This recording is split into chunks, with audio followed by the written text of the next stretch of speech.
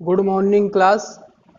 BA part one paper first जो है उसका हमारा अगला टॉपिक है प्लेट विवर्तन की है, यानी कि प्लेट विवर्तन की में हम देखेंगे जो प्लेट टेक्टोनिक्स। ठीक है, तो जो प्लेट टेक्टोनिक्स है ये होता क्या है।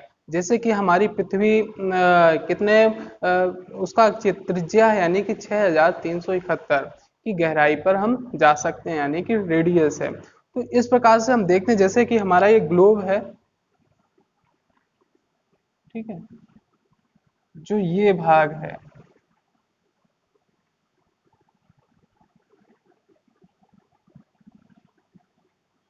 ठीक है, जो ऊपरी भाग है इसे बोलते हैं क्या, क्रस्ट, है ना। आंतरिक संरचना में हमने पढ़ा था, ये हो गया हमारा क्रस्ट, और ये हो गया क्या, मेंटल, और ये हो गया हमारा कोर।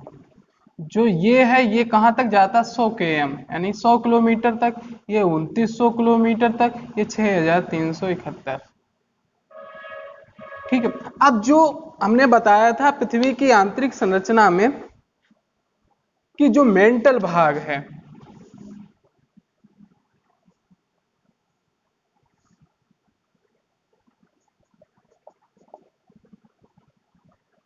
सौ से 2900, जो ये भाग है ये कैसा है, तरल भाग है, यानी कि तरल जो मैग्मा के रूप में है, ये कैसा है, तरल लावा और गर्म लावा। डेंसिटी यानी कि घनत्व कितना है, 3 पॉइंट, यहाँ पे कितना है, 2.9।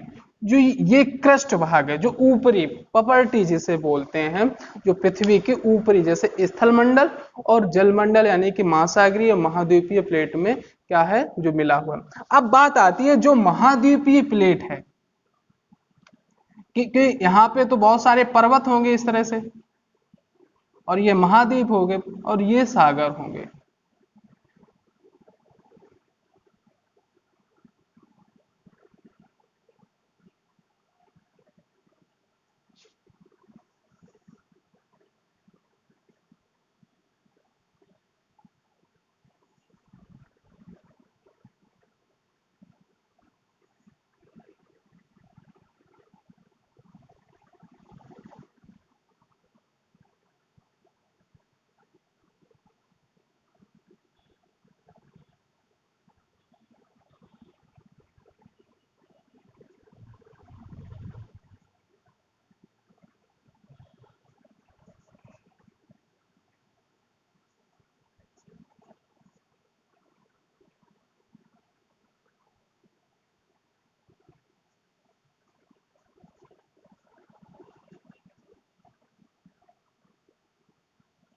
जैसे कि ये अगर रेडियस यहाँ से ली जाए 6371, हाईएस्ट दूरी ये होगी। फिर जैसे ये पर्वत है, ठीक है, इसके बाद पर्वतवाद मैदान, मैदान के बाद समुद्र के नीचे चले जाते हैं।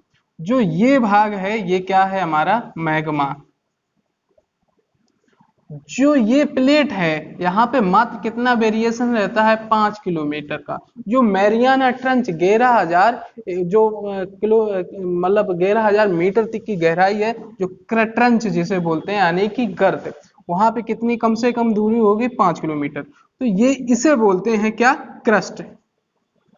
ठीक है, तो यही क्रस्ट जो ये स्थिनोस्फियर,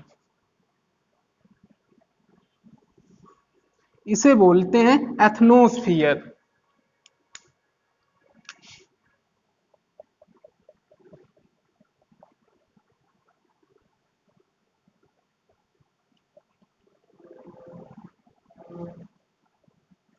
ये क्या है, एथनोस्फियर। जो एथनोस्फियर है ये कैसा है, कठोर है, इतना कम, इसके घनत्व कितना है, 2.9। ठीक है, यहाँ कितना घनत्व, 30। तो ये जो है ये मैग्मा है, ये तरल भाग है, ये जो चीज है, तो इसके ऊपर ये तैर सा रहा। जब ये तैरेगा तो इसमें इतना भारी, इतना कारण इसके तैरने के कारण क्या है, यानी कि ये गति क्यों करते हैं, एक जगह स्थिर क्यों नहीं है, पूरा उस तक ऊपर स्थल भाग किसी तरल के ऊपर रखा है तो रखा रहेगा, लेकिन ये तैर रहा है, मूवमेंट कर रहा है। कारण क्या है, गुरुत्वाकर्षण की वजह से, है ना। और पृथ्वी की घूर्णन गति की वजह से, क्योंकि पृथ्वी अपनी अक्ष पर लगातार घूम रही है, तो घूमने की वजह से उसमें ऊपरी भाग को मूवमेंट होता है, इतना वजन है, इतना कि प्रेशर पड़ता है, इतना दबाव पड़ता है, इस प्रकार से इसमें मूवमेंट होता है। तो इस प्रकार से हमने देखा है कि वो जो हमारी प्लेट विवर्तनीय सिद्धांत जो है, सबसे पहले इस सिद्धांत का प्रतिपादन हैरी हेस ने 1962 में किया था। उन्होंने बताया था कि प्लेट, फिर ये जो बताया था, फिर आता है प्लेट की गति के कारण से उत्पन्न किनारे। जो गति क्यों किस कारण से करते हैं? पृथ्वी की घूर्णन करते के कारण और गुरुत्वाकर्षण के कारण, और आगे नीचे घनत्व भी ज्यादा है, क्योंकि नीचे घनत्व ज्यादा ऊपर कम है, तो आपस में इसके ऊपर तैरती सी है ऊपरी भाग। तो इस प्रकार से हमने समझा। अब आता है कि जो उत्पन्न इसके किनारे से क्या क्या बनता है, तो वो हम जानते हैं। पहला आता है अपसारी किनारा। अपसारी किनारा क्या होता है ये जानते हैं। अपसारी किनारा यानी डाइवर्जेंट माइग्रेन। अपसारी किनारा में जैसे कि ये दो प्लेटें हैं, एक ये, एक भाग इधर जाता है, एक भाग इधर जाता है, यानी कि दो अपोजिट साइड में जाएंगी जब, या फिर ये कह सकते हैं ऊपरी भाग इधर जा रहा है इधर, तो क्या होगा, ये जो मैग्मा होगा तो ये ऊपर भरेगा, यानी कि ऊपर की ओर बढ़ेगा, क्योंकि डेंसिटी यानी घनत्व तो यहाँ ज्यादा है। यहाँ पे जब घनत्व तो ज्यादा है तो यही मैग्मा ऊपर की ओर आएगा। जब ये प्लेट इधर जाएगी एक तरह, तो बीच में खाई नहीं होगी, खाली जगह नहीं होगी, ये भरेगा, क्योंकि यहाँ पे मैग्मा बहुत घनत्व ज्यादा है। इस कारण से एक, जैसे कि ये कहाँ पे ये इस तरह की अपसारी प्लेट पाई जाती है, जैसे कि यस आकार का, ये क्या बनता है, रिज, है ना। ये इसे बोलते हैं अटलांटिक रिज। तो अटलांटिक रिज में क्या होता है कि ये जो प्लेट है अमेरिकन प्लेट, और हमारी इधर जा रही है, इसका मूवमेंट इधर है और इसका मूवमेंट इधर है। जब ये दोनों इधर उधर जाएंगे तो बीच में समुद्र है, तो क्या होगा, नीचे से मैग्मा आ रहा है, तो यानी कि भविष्य में आगे चल के यहाँ पे पर्वत की उत्पत्ति हो सकती है, यानी कि उत्पत्ति हो जाएगी। यानी कि अभी तो जैसे कि इसकी जो रिज है ये हमारे समुद्र के नीचे है, अभी पानी में ही है, लेकिन इसकी उत्पत्ति हो रही है। ये कैसा है, फैलाव हो रहा है, ये अटलांटिक महासागर का फैलाव हो रहा है। ठीक है, किस कारण से, अपसारी किनारा के कारण से। अब दूसरा आता है हमारा अभिसारी किनारा है।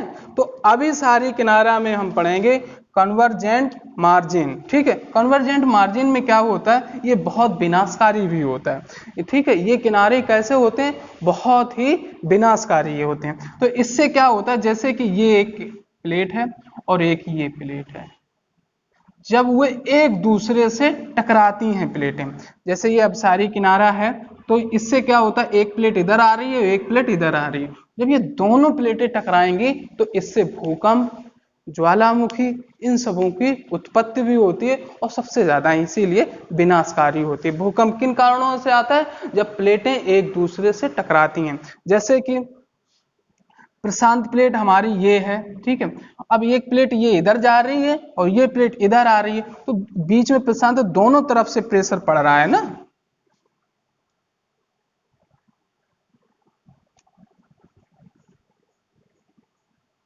तो जब इधर से आ रहा दबाव पड़ रहा है, इधर से भी दबाव पड़ रहा है, तो क्या होगा कि इसमें यहाँ पे सबसे ज्यादा भूकंप आएंगे, क्योंकि एक दूसरे की ओर ये मूवमेंट हो रहा। ये कितने प्रकार से होती है, तीन प्रकार से। तीन प्रकार से कौन कौन सी प्लेटें, यानी कि दो महाद्वीपीय प्लेटें। दो महाद्वीपीय प्लेटें कैसे, जैसे कि हमने बताया था एक गोंडवाना और यूरेशिया, जो अंगारा लैंड, ये दोनों प्लेटें आपस में टकराई। ठीक है, फिर आता है दो सागरीय प्लेट, दो सागर यानी कि दो सागरों से मिलकर जो प्लेटें टकराती हैं। फिर आता है एक सागरीय एक महाद्वीपीय, जैसे प्रशांत महासागर और अमेरिकन प्लेट आपस में टकराई होगी। इस प्रकार से हमने इनको देखा। अब आता है कि जो सागरीय प्लेट होती है वो भारी होती है, और जो महाद्वीपीय प्लेट होती है वो हल्की होती है। ठीक है, तो जो सागरीय प्लेट होगी वो नीचे रहेगी, और जो महाद्वीपीय प्लेट होगी वो ऊपर होगी। जैसे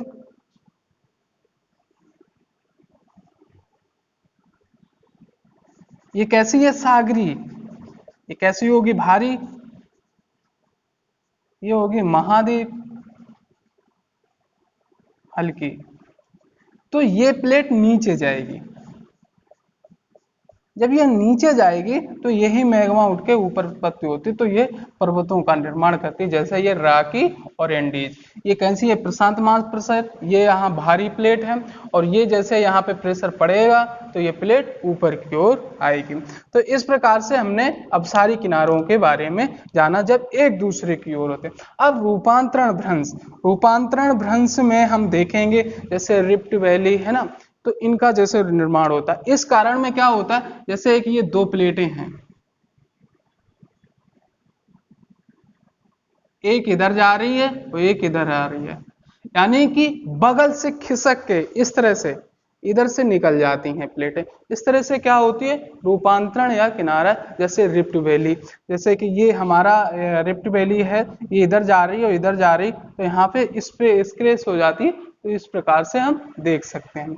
अब आता है, ये हमारी हो गई एक उत्पन्न, यानी कौन कौन से किनारे उत्पन्न होते हैं। जो विश्व में प्रमुख जो प्लेटें हैं, एनसीईआरटी ने 7 मानी है ना, ठीक है। यूपीएससी 6 मानता है कि जो यूपीएससी जो बच्चे तैयारी कर रहे होंगे ना, तो 6 प्लेट पे ही लगाएंगे, या फिर जो यूनिवर्सिटी का भी एग्जाम आए, अगर हमारी मुख्य प्लेटें कितनी है तो 6 है ना, एनसीईआरटी में 7th दी गई है, ठीक है। तो अब आता है मुख्य प्लेटें कितनी है? 6, ठीक है। कौन कौन सी? प्रशांत प्लेट, जैसे ये हमारा प्रशांत महासागर है, ठीक है, ये वाला। दूसरा आता अमेरिकन प्लेट, जैसे ये प्लेट। फिर यूरेशियन प्लेट, ये आ जाती। अफ्रीकन प्लेट, ये आ जाती, ठीक है। फिर आता Hind Australia plate, Hind Australia plate जैसे ये। फिर लास्ट में आता है हमारा 6 नंबर पर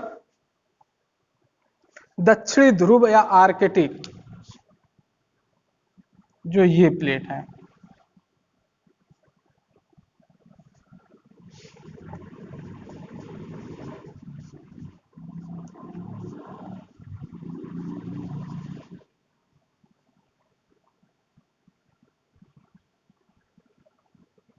ठीक है, दक्षिणी ध्रुव में जो ये हमारा अंटार्कटिका, ठीक है, जो अंटार्कटिका ये चीज अलग हो जाती है। अब देखते हैं जो 7 प्लेट हो जाती है, अमेरिकन प्लेट को कई जगह 2 में लगा लेते हैं, एक उत्तरी अमेरिका ऊपर का भाग, एक दक्षिणी अमेरिका नीचे का भाग। ये प्लेटों का मूवमेंट किधर हो रहा है? जैसे ये प्लेट है, इसका मूवमेंट इधर हो रहा है, मतलब ये इधर जा रही है, ये ऊपर की ओर यहाँ पे आए, ये ऊपर की ओर जा रही और ये इधर जा रही। तो इस प्रकार से हमने इन प्लेटों के मूवमेंट के बारे में भी जाना, और ये हमारी कितनी होंगी? 6 प्लेटें होंगी। तो हमने समझा कि जो प्लेटें हैं, इन्हीं प्लेट विवर्तन की ही कारण से भूकंप भी आते, ज्वालामुखी आते। अगर ये प्लेट हिलेगी, अगर इधर जा रही है ना, आपस में टकराएंगे तो दिक्कत होगी, और जब भूकंप आएगा और ज्वालामुखी भी आएंगे, और इसके बाद यहाँ पे समुद्र का निर्माण होगा, कम होगा और ज्यादा होगा। इस प्रकार से ये हमारा टॉपिक्स खत्म होगा था, और इससे पर्वत का निर्माण भी सबसे कारण प्रमुख है।